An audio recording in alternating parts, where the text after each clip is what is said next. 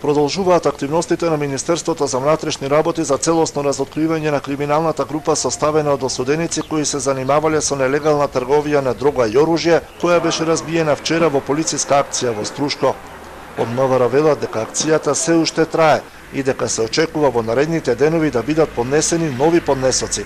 Полицијата се сомнева дека криминалниот круг е поголем и дека во случајот се инволвирани и други лица. Уште во текот на вчерашниот ден, кога беа приведени осумничени затвореници и поранешни осудувани лица од Струшко, МВР најави проширување на истрагата со која е опфатен и еден полициски инспектор во полициската станица во Струга. Освен натрешната контрола која води истрага, се истражуваат и други аспекти од делувањето на полицискиот службеник и негова евентуална кривична одговорност, информираат од МВР. Од тому не сакаат да изнесат повеќе детали во интерес на истрагата, бидејќи истата се уште трае.